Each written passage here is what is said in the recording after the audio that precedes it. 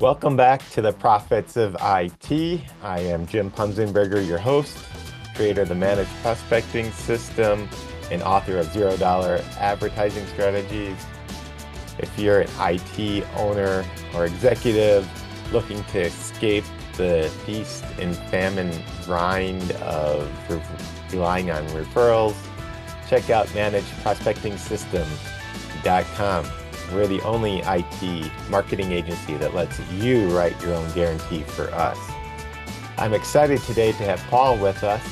Paul is a CEO and executive in the MSP space. And not only is he interesting when it comes to business and technology, I also heard that you're very interesting in your hobbies too, related to things that I like motorcycles and off-road and well, I like anything that has an engine. So Paul, please take a moment to introduce yourself and give us a quick background. Yeah, Paul Sponcia. This is my second managed IT services company. I started my first one back in the way back days of 1998, before anybody even knew what the industry was. I come from a little bit of a programming background, so I actually wrote a commercial piece of software that turned into that company, which became an MSP. Exited that company in 2009, and I've been here since December of 2010. So I tried to do some other things, but I found out this is the only thing I know how to do, so I just decided to stick with it. Well, that's a good thing. Yeah, I'm married, five kids. Yes, I love Ford Raptors and off-road dirt bikes and enduro and riding in the mountains and the deserts and stuff like that. So I like to Well, go fast and have fun and push the envelope a little bit too. well, that sounds like fun to me. So, Paul, we'd like to talk about truth bombs here on the Prophets of IT, or what would you can say is a what would you say is a big misconception when it comes to the MSP field, and how does your wisdom differ from this misconception? I've thought more about this since you originally asked the question.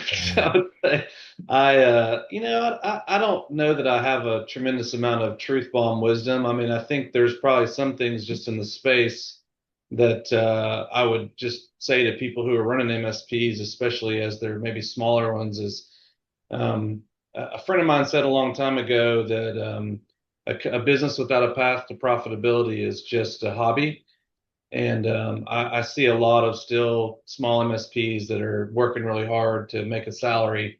And I just think the most important thing that I would say to anybody, I don't know if this is a truth bomb or not, is like you have to find a path to profitability in this business.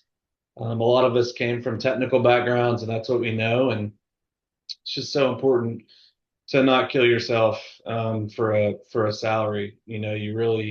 You got to build something that's worthwhile and that's turning a profit and that you can be proud of, because that's also how you supply opportunities for people and for your customers and et cetera. So I don't know if that's truth bomb as much as just like we got to have a business that makes money. That's important and obviously serves our customers well. That's critical. Definitely. Do you have any um, maybe sacred cows that you tip over as it relates to serving your customers?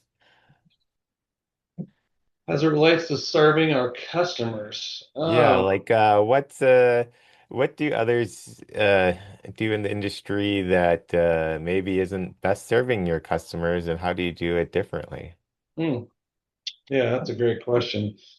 Um, I mean, obviously, the traditional, route that we've always taken is you call us and, we support you or send us an email or whatever. I mean, there's a sacred cow I'd love to tip over, which is email. I'd love to tip that cow over, especially with the way that a lot of our products produce so many emails and they're so painful to our customers. I think that's one that we've all been trying to tip over for a really, really long time and get rid of. So, I mean, our focus really, I think about how does the customer want to be served is the thing I think about. I mean, I think there's a lot of pricing questions out there where we've traditionally done things on a per user basis that can be that we're trying to change dramatically right now with and doing things differently in that fashion. I think there's a lot of price pressure out there today that we need to help customers with. It's really, really important. But I think more than when it comes to serving the customer, I think the question I ask our team all the time is how do we meet them where they're at? You know, text messaging inside of Teams, Slack, whatever it is, like we need to be pushing over the things that get in the customer's way and frustrate the crap out of them. You know, they need to be able to get to us in the way that they want to get to us, whether that's video or that's through Teams or that's a text message or whatever. So that I know for us, that's what we're pushing hard at is like, how do we really help the customer not have to think about, it's like all of us think about calling whoever the ISP is, right? Because we know that's going to be a torturous Mhm. experience. And so Definitely. we just want to avoid that at all costs. We want the customer to feel like I can text them, I can call them, I can email them, I can, whatever it is, like that's to me the most important thing. Yeah. Well, maybe I wish that MSPs would just have telephony and I could just think about it and then it magically would just get fixed. Wouldn't that be really awesome? I mean, obviously with the emergence of AI, we have a lot changing in that category, and we're working hard to find unique ways to help the customer leverage it, but also interact with us in ways that get their problem solved faster. That's the tip of the spear. Always has been the tip of the spear for most people is I don't even want to call you. Problems are expensive. Tell customers that all the time. Like it's very expensive for them to pick up the phone and call us. It's costing them money. So maybe this is one. I mean, I would say this one more than anything is that I think about it from the perspective of how do we help them avoid having a problem to begin with? And that to me is the one that, you know, we want them to have less issues. Less issues is better for them, better for us. And so like that, I don't know that I would call that any kind of sacred cow or doing things differently, but like if you're not maniacally focused on reduction of the issues a customer has, Hmm. and helping them see that, of course, a lot of customers then are like, well, what am I paying you for? To which I always say, I could always make you have a problem. That's what you want, but I don't think that's what you want. Right. So let's shift gears a moment here and we like to talk about superpowers and profits of IT. You mentioned that one of your superpowers is your vision for the future and being able to, I guess, predict what's going to happen in the future in some ways. Want to tell us more about that? Yeah, I mean, I don't know that I really understood it, and I mean, it sounds so self-ingratiating to say something like that. It's a hard question to really Hmm. answer. But I've been told by many people that, like you just have always, I've always had this ability to kind of see like what would be needed, and I feel like many times I was in True Methods for a long time, and I would Gary is so sharp and so smart, but I would sit there and he'd say something like, I've been talking about that for 3 years now. And so, so I think that for whatever reason, God's gifted me with the ability to kind of sense the way things are operating and have some vision into what we should be doing. So in '98, I really felt like the MSP space, it wasn't called that, but I just was like, there's got to be a way that we could quit having to go out to people's offices. So we started working on that. In 2001, we started thinking about how to do cloud. Like we were just trying to figure out, like, there's got to be a way. This ASP thing failed. There's got to be a way for us to be able to do this to help our customers leverage this cloud technology, this idea of data centers and cloud. And then I've been thinking for a long time on the automation AI Hmm. workflow front, like there's got to be a way to do this. And obviously what's coming to fruition now that we're seeing that. So I don't know. I just, in many categories, I felt like I've had this knack for that. I think some of that too is to really have that. I think some of it's innate, just in how I'm wired, as I've learned about my personality, just how I'm wired. I'm in my create the way I'm creative in that way. But I think some of it too is like you got to be close to the customer. you got to be close to the industry. You have to read a lot. You have to talk to people. You have to ask questions. You have to be inquisitive. And I'm by no means a Steve Jobs or an Elon Musk or anything like that. But if you think about people that have changed the world, they've just been able to see things that other people couldn't see. And I think that to do that, you have to be willing to look at the problem and ask the hard questions and just keep getting good at that. Yeah. So, Paul, shifting gears again here, what's something you're excited about in your business?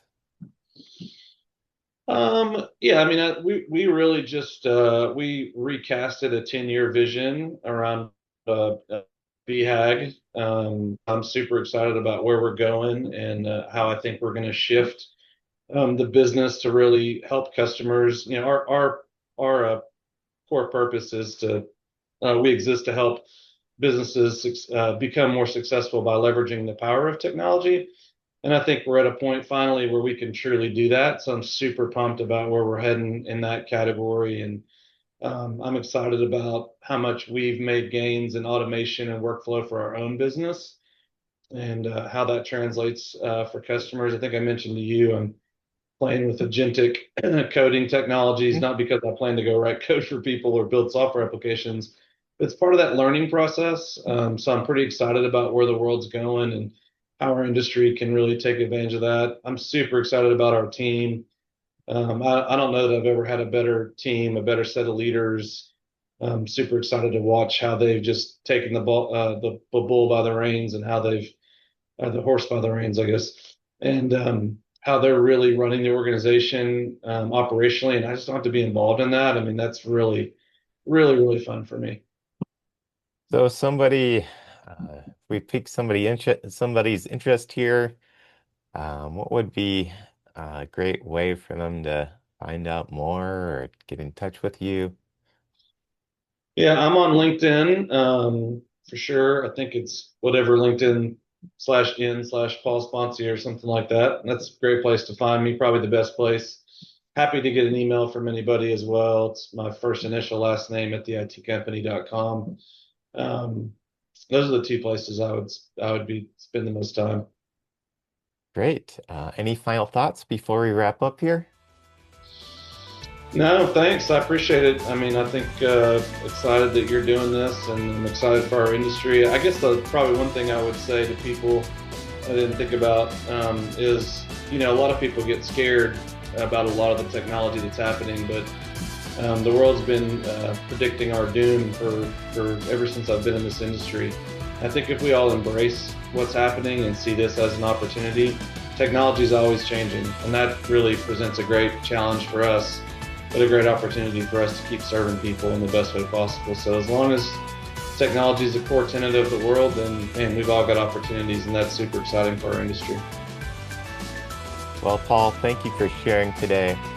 And if you're an IT business owner executive looking to grow in 2026, be sure to check out managedprospectingsystem.com. And until next time, stay hydrated and caffeinated. Bye for now.